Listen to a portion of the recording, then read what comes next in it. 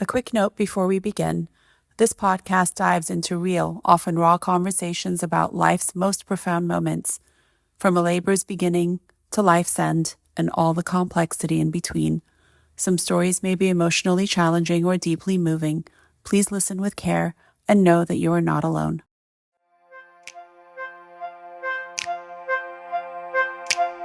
Welcome to the Atoosa podcast. I'm your host, Atoosa Benji.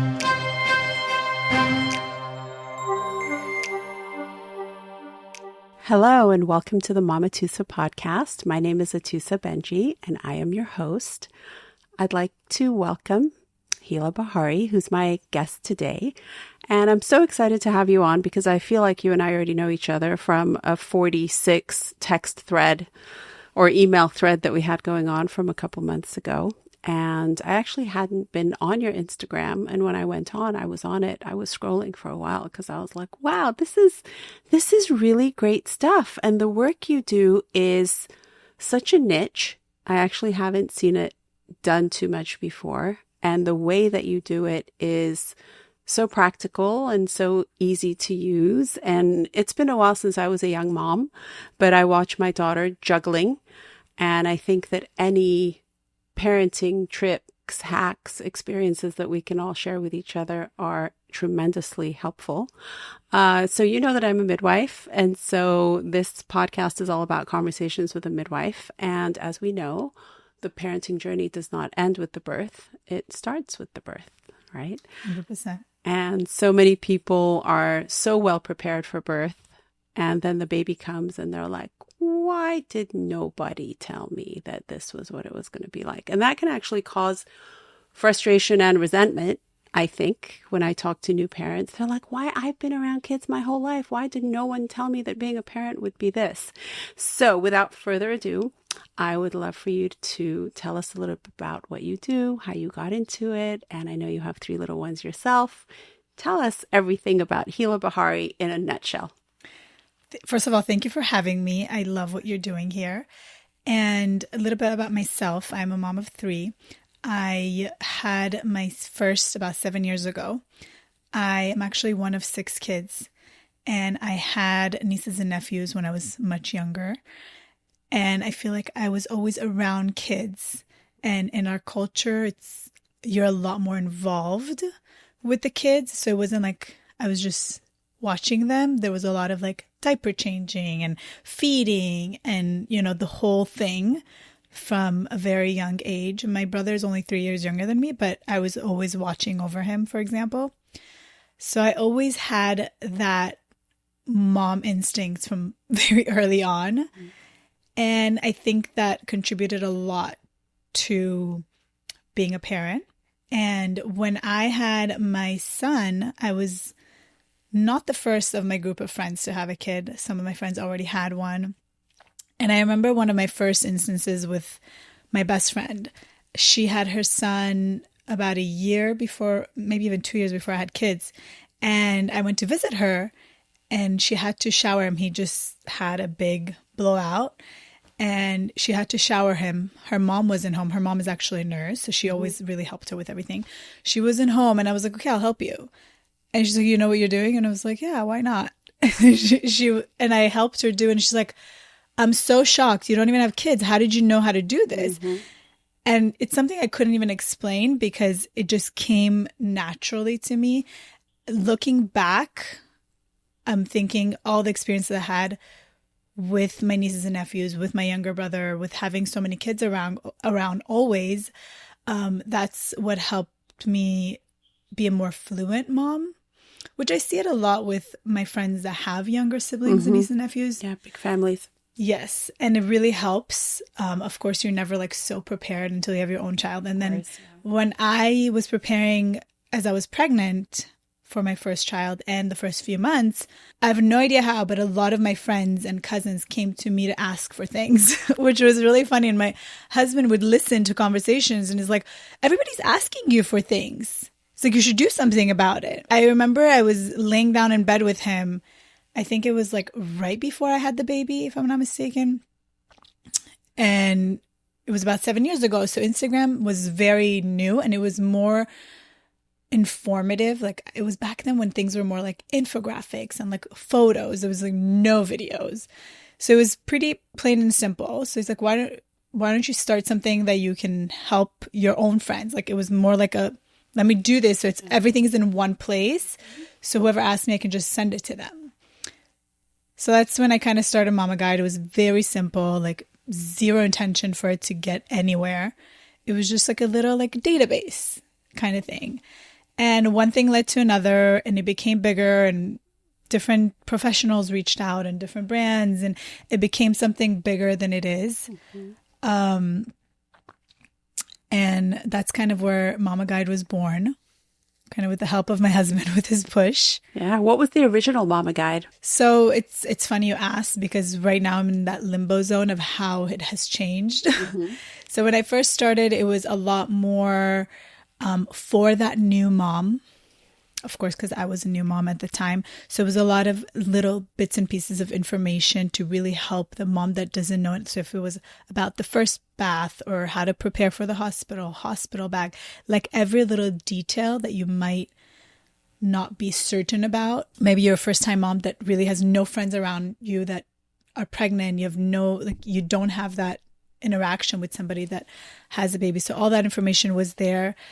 A couple years after, even maybe a year after, I started working with different professionals like speech therapists, nursing consultant, feeding specialist, to create little guides. I wanted to really provide something to moms that they can quickly read, because there's a ton of books. They're all like 200 or 300 pages with a ton of information. But I wanted something quick with like basic information to help a mom like read it right now, and in like, I don't know, an hour from now, know everything she needs to know about like starting solids, instead of having to go through like a long book, and also not pay like $60 for an online course. Right. And also not have maybe any sort of agenda. Yeah. Just not come from a certain angle, but more of just a practical. Yes. Very Exactly. information-based, more scientific maybe. Exactly. And my goal was to really work with a lot of these professionals and create these little small guides that anybody can purchase. They were very cheap, like $10 to $15. Over time, COVID happened. And that's when all the pediatricians and doctors and specialists went on social media, and everybody created a course or a guide. So that's kind of when I pushed away from that, because I felt like there are so many professionals out there that can give that information. And there are a lot of freebies, and there's a lot more now out there. When I started, it wasn't there. So now I feel like my perspective kind of changed, because I want to leave room for people to get that information from those professionals, because it's all there, and it's for the most part kind of free, because there might be somebody that's selling a guide for $50, but they're giving you so much content on their pages. And then there's other professionals that are creating like complete apps, like Solid Starts. She has an entire app with everything you need. She didn't have it 7 years ago, I believe. It's something she started a little bit later, but I've worked with her for years now. And she really provides so much great content for new moms. So I feel like I can't push too much on that, because there's so much out there now. So my perspective kind of changed to share more about my personal experiences and little things that have helped me along the way. Maybe stuff that I learned from my sister, from my mom, or just, something I've done so many times that I realized, okay, this is such an easy way. For example, I think one hack that I've learned over the course of having kids for 7 years, which started with my first, I was very picky about like what I use on my kids. And I remember the first like month, I wouldn't wipe them with regular wipes. I would always wash them, or like I would have a little insulated bottle with like warm water and like kind of like gauze and wipe them with that.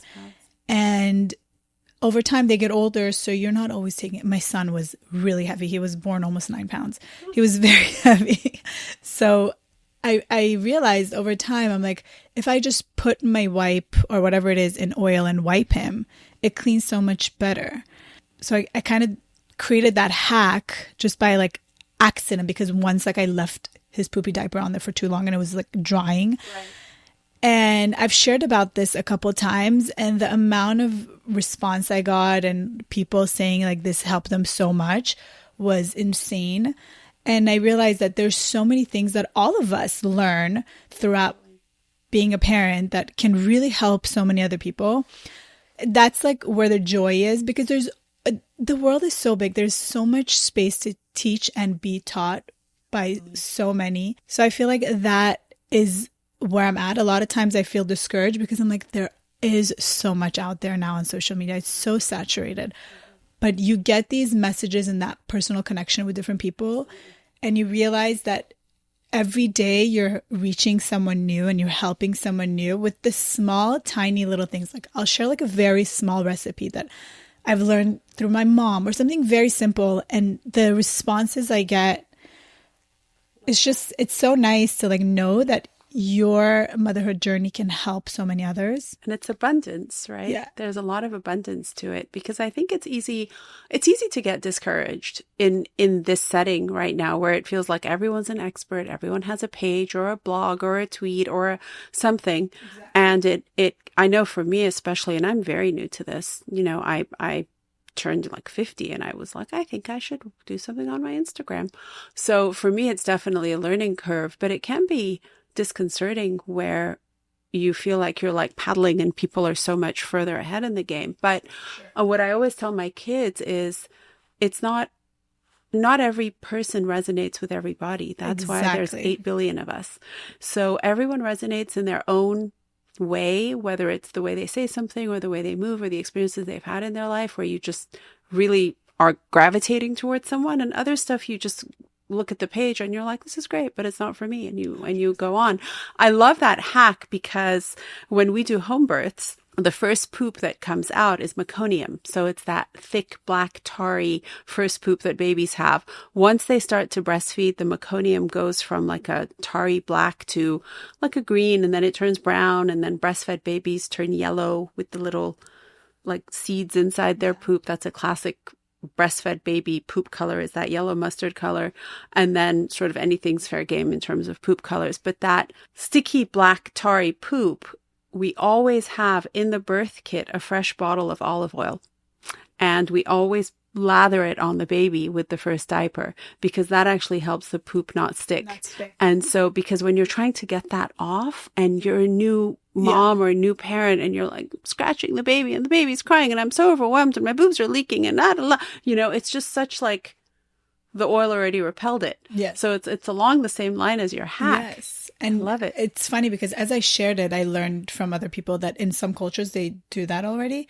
I think it was French. Maybe in France, I think that's what it was, that there are some kind of like wipe kits that come with either lotion or oil. That's a few people share that. And I was like, oh, wow, that's awesome if they already sell it that way. But small little things like that really make a huge difference. And I learn every day so many things. So I feel like there's so much space to learn. How was your birth journey? Obviously, as a midwife, I always ask about birth and your first parenting journey. How did your first birth go 7 years ago now? Almost 8, yes. Almost 8. And also, how were you able to share with your followers this fresh new experience of becoming a parent? Was it anything like what you thought it was going to be? When I first started my page, I actually didn't share. I was a little bit anonymous. I didn't share as myself. And the reason behind it was I didn't want to be a source of comparison to other moms. I didn't want to add, when you become a mom, you're like, oh, this person bounced back so fast. Kind of like that comparison. Right. And I didn't want to be that. I didn't want to create that. I just wanted to leave the information there. It's like kind of like, here it is, do whatever you want with it. I love that. And I was a fresh mom, so I didn't want to get into that, I have to look good in front of the camera. And I didn't want to be there. I didn't want to be an influencer. I didn't want to, it took me a while to like show my face. It took me a while to be like, okay, I'll do it. And I tried to be as honest and as, I'll share when I just wake up, or I share when I'm just like breastfeeding, and you see like videos of me when I was like all poofed up with like later with my second and third. And I try to be as honest as possible and share like as truthful as possible. And I'm always going back and forth in that. Like, I really don't want to like be a place where people compare their journeys to mine. But I also want to be there to remind that we're all human. We all go pretty much through the same things. So it's like a hard zone.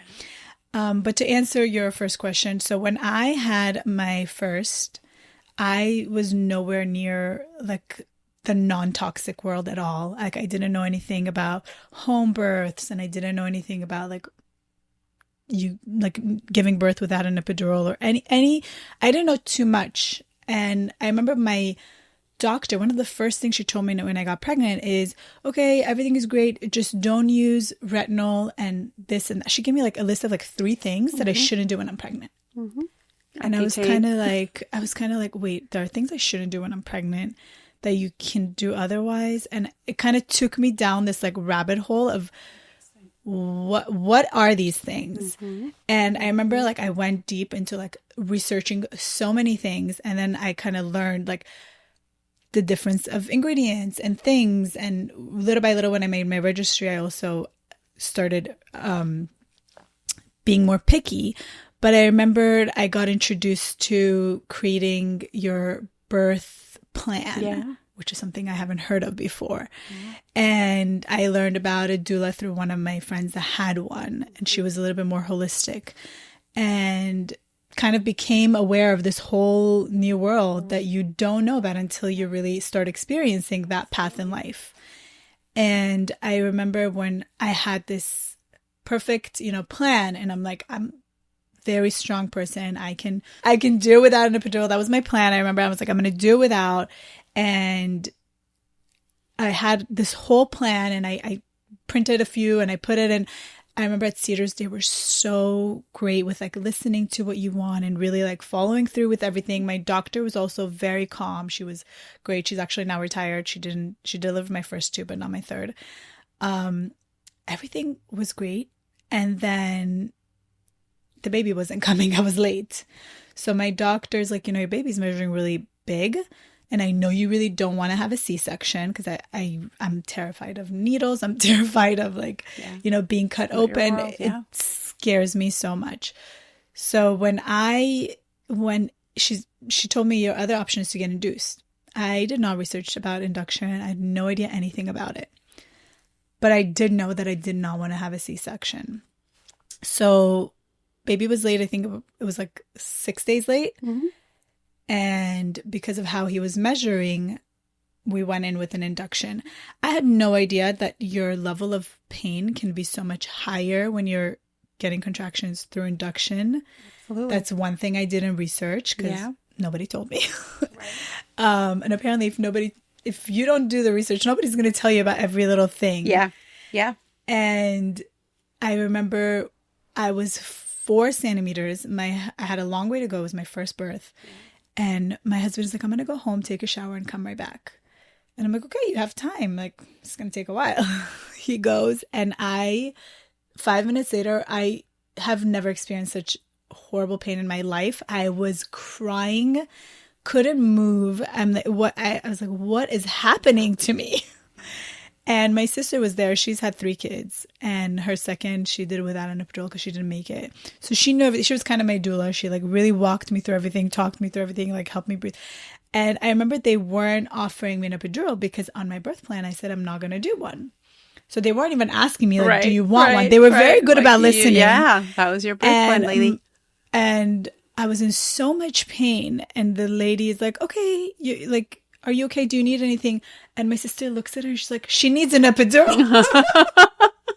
And she's like, but she said she didn't want one. And I was like, I think I need one. I was in so much pain. I don't think I've ever in my life, I know, even having a birth without an epidural, I've never had that level of pain I had at those 4 centimeters. It's a whole different orchestration. I can't even explain that level of pain. Oh, I know. I've done unmedicated birth with Pitocin, and I've done unmedicated birth without Pitocin, and they are 2 completely different animals, especially for a first baby. Oh, yes. So my first baby and second baby were just, easy, went into labor, had a baby. My third one, my water broke, and it was broken for a little while. Now being a midwife, I would have just let myself go into labor after 24, 48 hours. But back then my doctor was like, it's been 6 hours. Let's go in and get induced. I have never felt that level of something taking over my body and would not stop. And the only vision I have of that, one of the only visions I have of that birth was going to the bathroom, and the contractions were coming so frequently and so aggressively that I felt like I needed to hold on to the rail of the toilet, of the side of the bathroom, because it was like a ship that would go like from one side to the other, and I just couldn't catch my footing. And it was awful. And thank God it was my third baby, because I only needed a little tiny bit of Pitocin and I had a baby. But I think about my first time moms who are induced, and oftentimes you can't even start Pitocin right away because the cervix isn't ready. So even the process of ripening the cervix, which is checking into the hospital and maybe getting a Foley balloon inside your cervix, or maybe it's, Cervidil or Cytotec or whatever we put, vaginally or orally or sublingually to help someone's cervix ripen before you even start the Pitocin, makes that mom exhausted because she's already been there now for 48 hours before you even put on the Pitocin.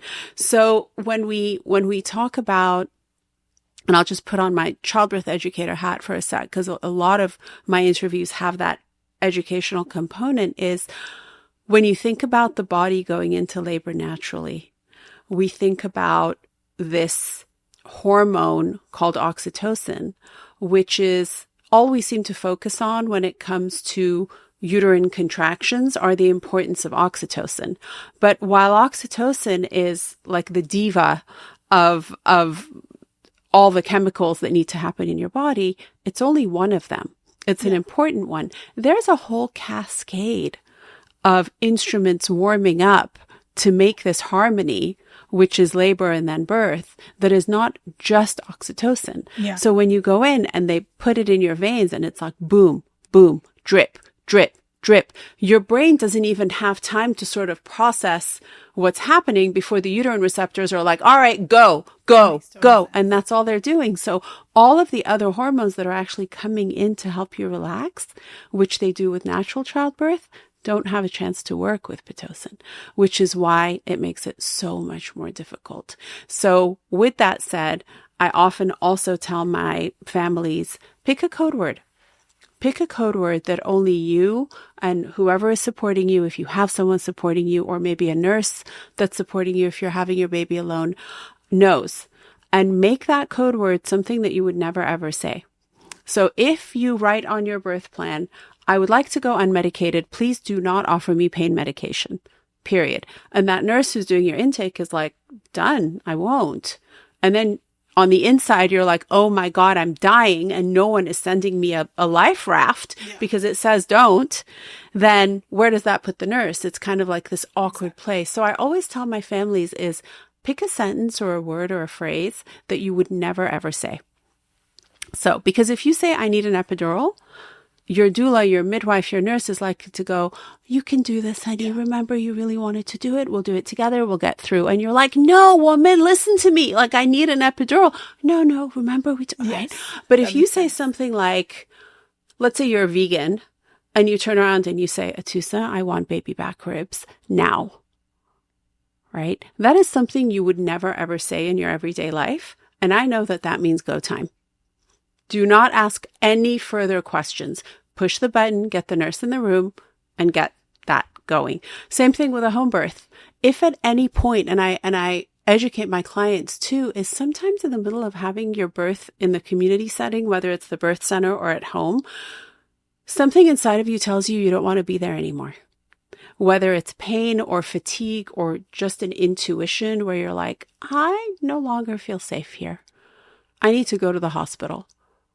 Pull out your code word and we're done. We don't ask any questions. And I will always say, Hila, I heard you say you want baby back ribs. I'm going to do what we discussed. And it's like, yeah, do it. So that prevents any sort of confusion with, but you saw I was having a hard time. Why didn't you offer it to me? I like that. Because I was trying to respect your birth plan. And then that's where people get traumatized. So a little hack. I love that. It's almost like a boundary setting. Like once I say this, we're not going any further. Like boom, we take the next indicated action, which I think is really helpful. So did your husband come back? You got the epidural? So my sister calls him. She's like, she's getting an epidural. Yeah. She's like, what? So he ran back, and I was extremely terrified from the epidural. Like, that was my biggest fear of having a kid, is having to get that needle in me. And I was so tense. I was so terrified. I get the epidural, and then really shifted how I felt, obviously. Another thing I wasn't prepared for was how you could feel once you get an epidural, or right before you're giving birth. Shaking, throwing up. Yeah. Nobody ever told me that something can happen. I was freaking out. I'm like, what is happening to me? And then as it's happening, it's very normal. Like, throwing up and shaking is like right before you're about to give birth. Your body's telling you you're ready. And I was like, oh, nobody said that to me. Yeah. One of the biggest detriments that we teach or don't teach properly is that you're going to get an epidural and you're going to feel nothing. Telling someone they're going to feel nothing is very different than someone who's like, but I was shaky, but I was hot, but I spiked a fever, but I felt all this pressure. So epidural, and I'll say it over and over again, epidurals take pain away. They don't take pressure away. So you still feel the incredible pressure, and you're not a big woman. So you are going to feel the pressure of a 9-pound baby boy coming down your body. There is no getting away from that. Yes. Because you're giving birth. Now, the other thing an epidural doesn't do, but it can actually enhance, is some of the hormonal effects that you're having. Because most people, when they get to that 7 to 10 centimeter mark right before delivery, they begin with, I'm hot, I'm cold, I'm sweaty, hold me, don't hold me, I want to crawl out of my body, I'm vomiting, I'm nauseous. I had all of that. Right. So very different than you're not going to feel anything, which can actually cause someone to panic. Because, and I said it to my client yesterday, I was like, birth is opposite day.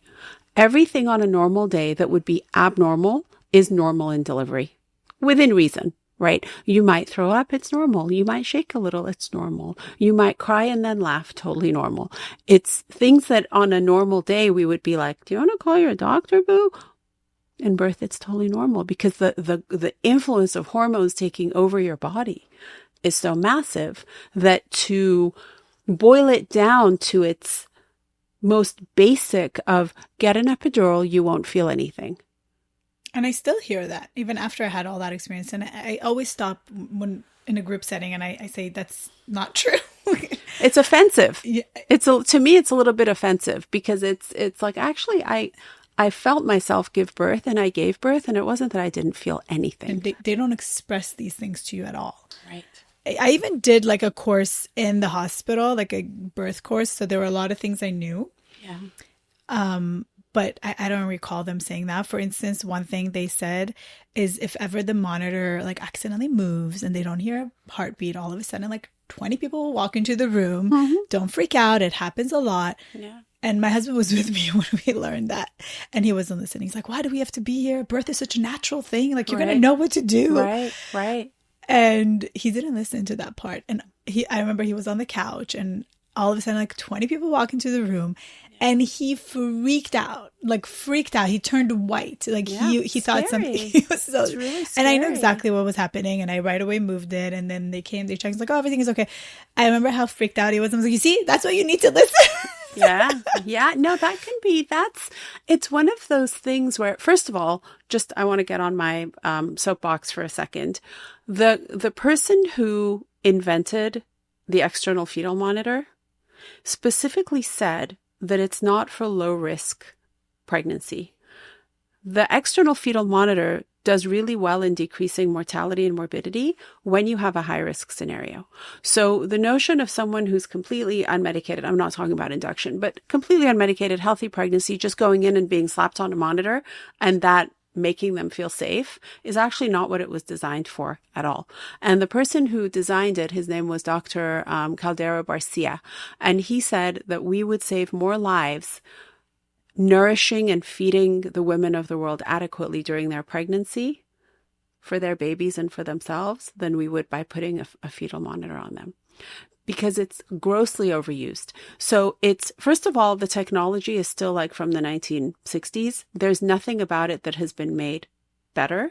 It's essentially 2 probes. They now have a wireless one. They're working with one called a Monica, which is like the really fancy one, but it's expensive. Not all hospitals have it. Sometimes nurses aren't trained on how to use it. Some institutions don't have it at all. But once in a while, that monitor slips and it starts to pick up the mom's heartbeat. So an adult heartbeat is typically somewhere between 60 and 100.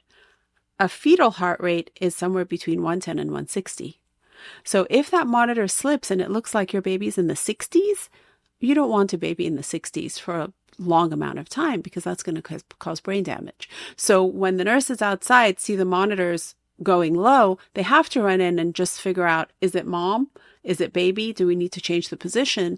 And I think it's a really important thing that they should even, I believe, say when people first put the monitor on you. Oh, yeah, for sure. Right. No, because you learn something in a childbirth class and then 2 months, 3 months, 1 week, 3 weeks later, you go into birth and it's like, I remember something fuzzy. Yeah. Right. They said, I was it's sleeping, I was tired, scary. I was pregnant, whatever it was. But if I put it on you and I'm like, hey, love, listen, this gives me an idea of how your baby is doing, but it's not perfect technology. And sometimes it picks up strange things and strange sounds. So if you see a bunch of us run in, I don't want you to think your baby is being harmed. I want you to think about how you can work with me so I can reposition. Oh, 100%. Life-changing. Yeah. Absolutely. For sure. Life-changing. There's a lot they can add. And I noticed with my third, it was very different. Like 5 years later, It was very different. Same hospital, very different. I had my second during COVID, so that was very, very different too. But I remember with my third, there were signs everywhere encouraging like skin to skin and breastfeeding. With my third, they even said, we don't even take the child away from you for the first hour. Yeah. Like the child has to stay on you. With my first, I remember they took him right away. But also I was so shaky that I said, please take him. I'm scared he's going to fall. But there was, I remember how different it was. Everybody was trying to really help like me connect with the child. It was so, so different. I remember there were a few other things that I was like, wow, they're really different 5 years later. Right. And I remember the nurse mentioned something about how they're working on changing things. I don't remember exactly what it was, but she said that they were working a lot more on like encouraging nursing as soon as baby comes out by doing skin to skin and things like that. And they do offer nursing consultants to come in as well. And I think the third time around was even easier to get one, but there were a lot of differences and it was very noticeable. Yeah. Very and noticeable. it's almost like it's about time, Yeah. right? It's what, 2020 something at this point you're having a baby. What happened was with the gross medicalization of birth and then the corporate model of hospitals and then med and then liability, everything sort of got a little twisted. Yeah. So we started to implement protocols in hospitals that actually made absolutely no sense to mothers and babies. So you started to feel all those hormonal effects and you're now on an epidural. I'm assuming your labor is hot and heavy. What happened? So I remember I was throwing up and I'm like, what is happening to me? And that's when I was told, oh, this is very normal. Like it's your body being prepared to give birth. You're very close. And I remember my pushing was very fast. So leading up, I think I was in there for 23 hours exactly. Mm-hmm. When it was time to push, it was very quick. I remember my doctor did give me good pointers like on the pushing. She paused me. She's like, this is what you should do like right then. And I remember it went really fast. She was very calm, which is what I really needed. And what my husband really needed. Yeah. But I remember that part was very fast, but everything leading to giving birth from Pitocin to epidural to how my body felt, the throwing up, the shaking, the shivering, the sweating, all of that, I wasn't actually prepared for. Yes, I made a birth plan and I said like, I want to do skin to skin. I don't want to get an epidural. I don't like all these things that I wrote. Almost everything I wanted happened, but a lot of it didn't. And I knew that not everything I want might happen because life happens, things happen all the time. But I wasn't mentally prepared to what was happening and that those are also the possibilities. And I wish that there was a little bit more education on that part, what your body can do, what could possibly happen because that is the nature of, you know, hormones and what happens when you're leading to giving birth. I feel like knowing that would put me in less like stress and help me like breathe through it, knowing like, okay, this is normal. Like everybody goes through this, or like most people go through this. It's very common. Yeah. But I didn't know that it was common. So I was also kind of freaking out. Like, why am I shivering? Why am I throwing up? And at some points when I was throwing up, the doctor wasn't there to tell me why I'm throwing up. Yeah. And yes, the nurses say this is normal. But like, to what extent is this normal? Because a lot of times they tell you it's normal. Yeah. But I wish I knew that more. And after that first experience, you kind of know what you're more capable of. And that's kind of what led me to have, I think, better experiences with my second and my third. And I think going through all that experience, and I talked about it later with a lot of my friends, some of them had very similar experiences and some of them didn't. So it allowed me to help those that asked me, like okay, this could happen to you. Just know that it could happen. If it happens, don't be too stressed about it. Like, it's a very common thing that I didn't know was common, which later I remember one of my friends came back to me. She's like, thank God you told me this, because I had no idea. And it happened to me. And I was like, I remembered Hila said, and I was like, I was so happy that, you know, the little moments that you can just tell somebody and it really helps them. The normalizing. I think that what Mamaguide has done is that it's brought back the ancient tradition of women helping women, because back in the day, women all lived in the house together. You were typically in a communal house with an aunt, a mother-in-law, a sister-in-law. May not have been easy, but we did learn by watching, much like what you did with your siblings, right? We learned by doing, we learned by watching and observing. We probably always saw women breastfeed.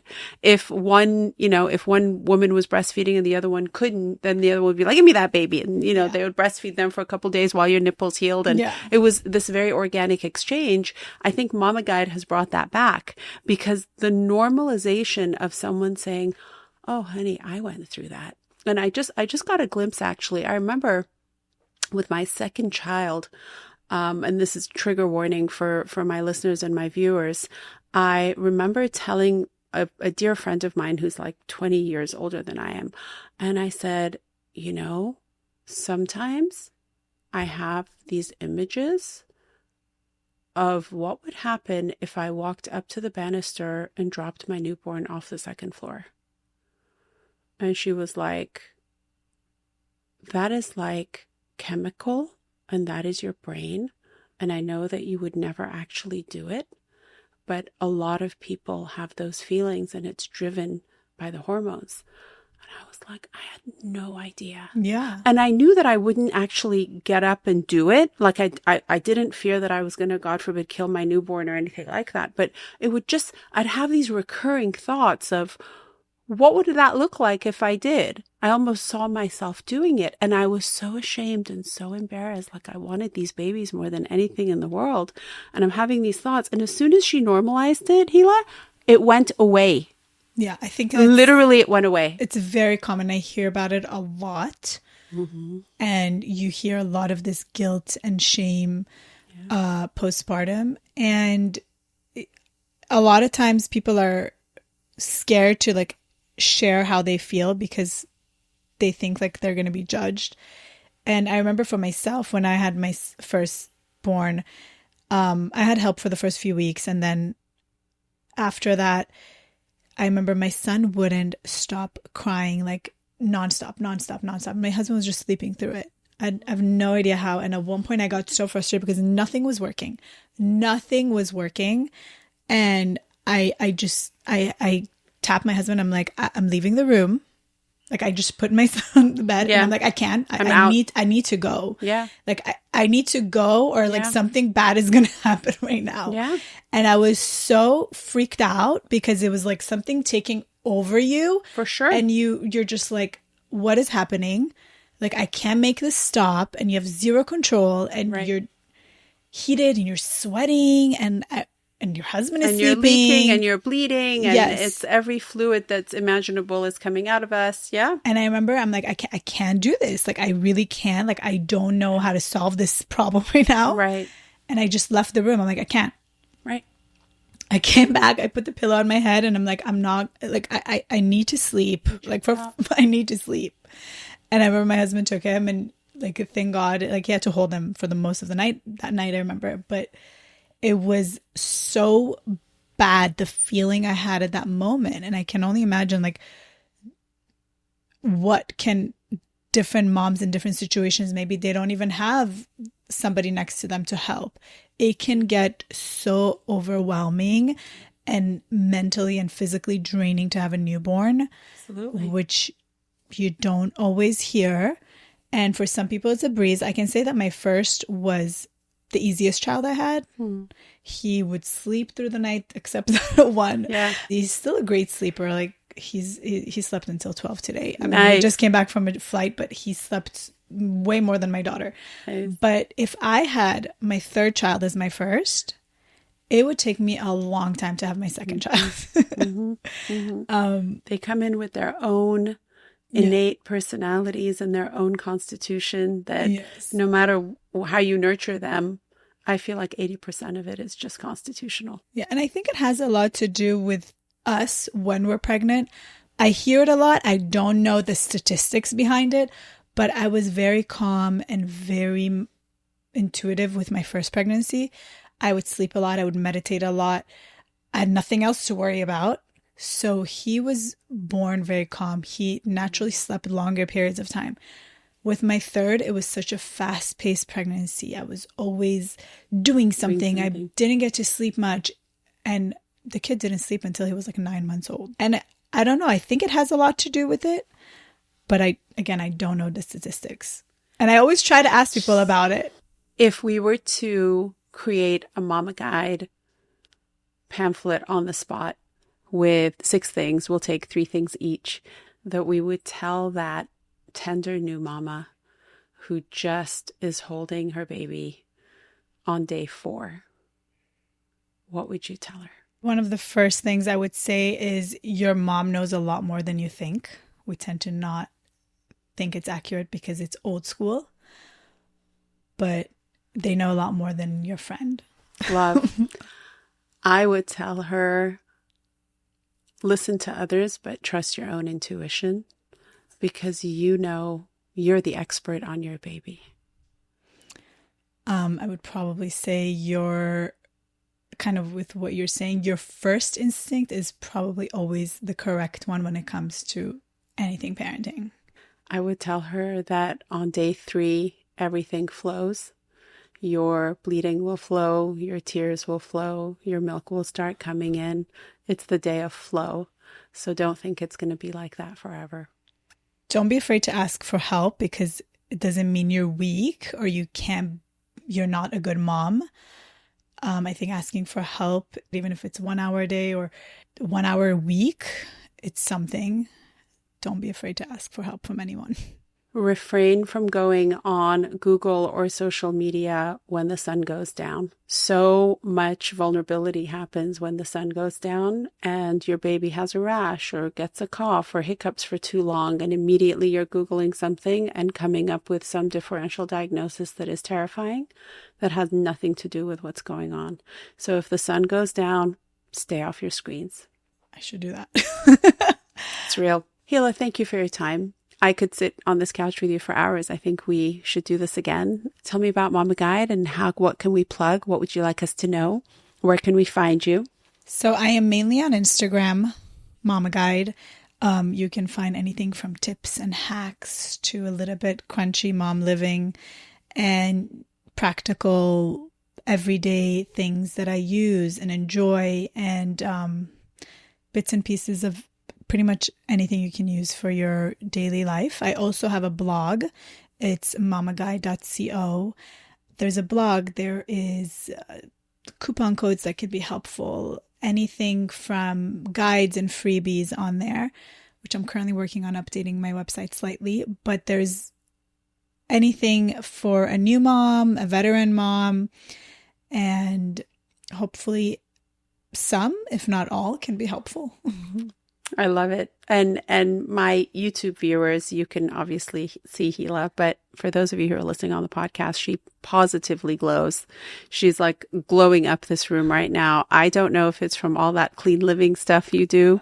I'm assuming it comes from the inside out, from your spirit and your soul, but it has been an honor to have you on today. And I look forward to having you on again. Thank you so much for having me. You're a wealth of knowledge, and I really appreciate it. My pleasure. To the Atoosa podcast on the Industry Plant Podcast Network. Atoosa is hosted by me, Atoosa Benji, and produced by Josh Stretton Carlson. Our theme music is composed by Hila Bahari. If you enjoyed the podcast, please consider leaving us a review and subscribing. See you next Tuesday.